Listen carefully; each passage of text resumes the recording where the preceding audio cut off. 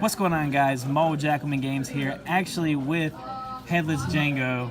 I'm not going above your shoulders. Headless Django, he actually just took top 4, lost in top 4, but with Han, Qi'ra, with no allegiance, and Cathedral Palace. What was your total record today?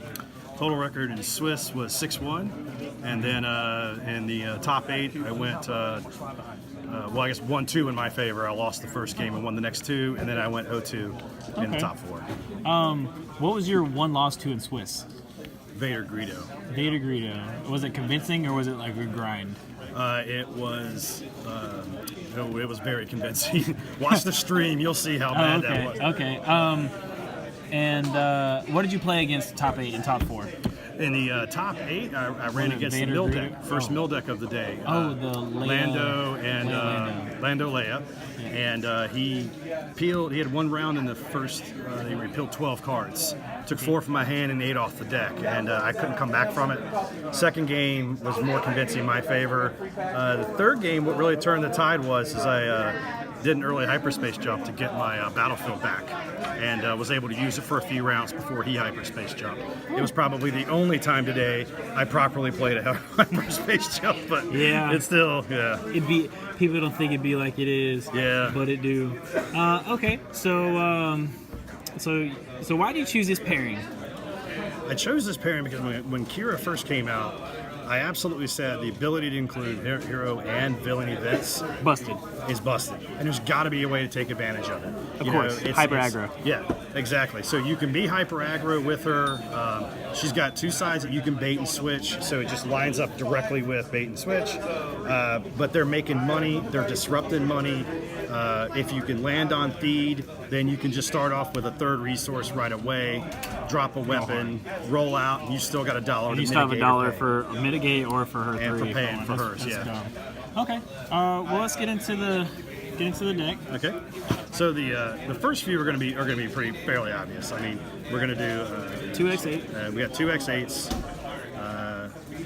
2 hidden blasters, and 2 holdout blasters, and that's pretty much the standard package for the neutrals. Oh, you didn't play LO30? I cannot. That's a villain. Oh, that's right. That's right. Villain, that's right. So these are your main 3 guns that you go through. And honestly, these 6 are my only upgrades outside of these 2, which came in for the anti-Vader tech. No jetpack's an old card that people don't really run anymore. And how was this today? Actually, I was able to use the special, I think, at least 3 times to remove a Vader melee die and grab a shield. In this last game, in my top 4 game that was on stream, he actually mitigated this die several times. And as I was pointed out to later, I didn't take his shield because I thought it was an and ability, and I could have taken shields off of him. So that was my mistake. But you still won? I did not win the top 4. But would it have changed anything? I don't think so, no, honestly. I had a lot of fatigue set in, along with a couple misplays, and you can't really misstep against the Vader that's rolling well. Yeah, you can't really win when a Vader's rolling well either, regardless. Exactly. All right, well, let's get on to the event. So the odd thing is that these are my only upgrades. The whole deck has 8 upgrades in it. And then the rest is just events? The rest is just events. So Jesus, look at that. We'll start off with some of the ones that make sense. 2, he doesn't like you. For those that don't roll damage. Exactly. For the mitigation package, 2, indifference. I wanted to, of course, you're always going to keep in the 2 easy pickings. And then that's the main mitigation suite. But then I've got speed that comes in. The speed that comes in is in the version of Take Flight. Speed that comes in Drop In. Oof. Which a lot of people want to run Quick Draw in there. Quick Draw is really good. Quick Draw is, but it doesn't trigger Han's ability. And I was trying to go for as many or as few neutral events as I could get. Well, I think Quick Draw is really good with Qi'ra. Qi'ra, exactly. If I can drop in, if I don't get my battlefield though, a hyperspace jump, get my battlefield back, and then drop in re-triggers. Some more speed that happens. Everybody knows bait and switch. I already mentioned that earlier. One of my favorite cards. Yeah, I mean, with Qi'ra just wins games. Qi'ra, X8, almost all of those, yeah, it can absolutely win games. And then for anti-vehicle and some other things I used it for today was vandalize. Oof. In my top 8 match, I vandalized C-3PO 3 times to keep him from coming around. But I'm going to tell you the star of the deck today, by far, were those 2 cards. 1 minute. Not only do they trigger Han's ability to get you $1 back all the time, but with Han and Qi'ra both having discard sides, I was able to bring back Indifference. I was able to bring back easy pickings. I was able to bring back bait and switches. Actually, I hit 4 bait and switches in one game, repelling them back into my hand. People don't see it coming. So this was absolute stars. I would never take those out of the deck.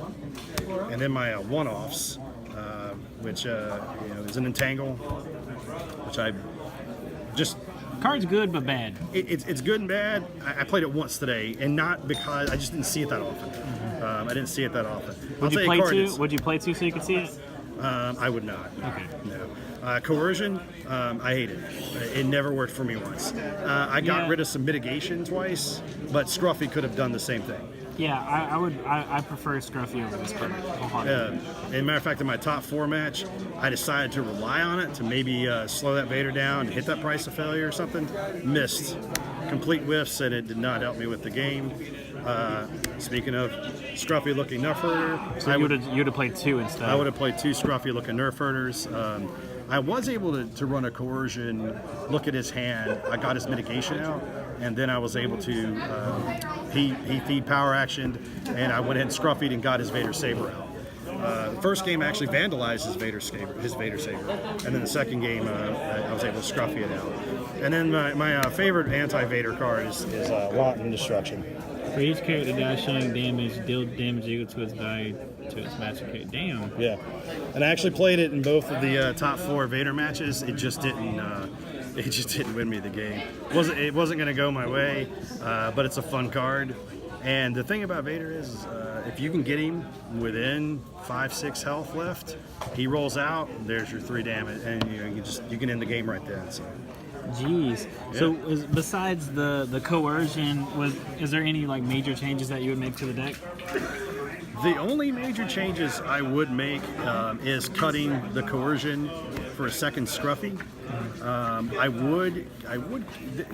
I don't know where I'm at with this yet, because in theory it worked, it just never worked enough.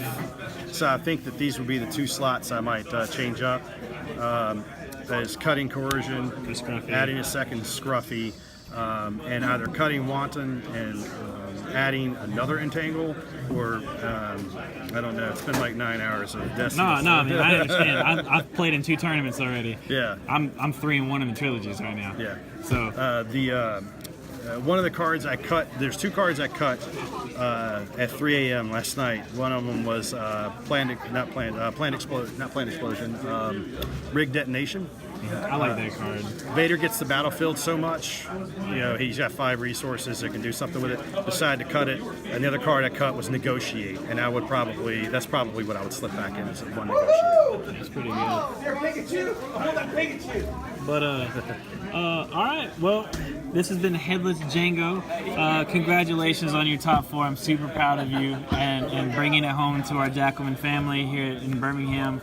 And we're going to be seeing him with us in Miami. And love you, man. Be safe when he travels back home. Absolutely. Thank you, brother. All right.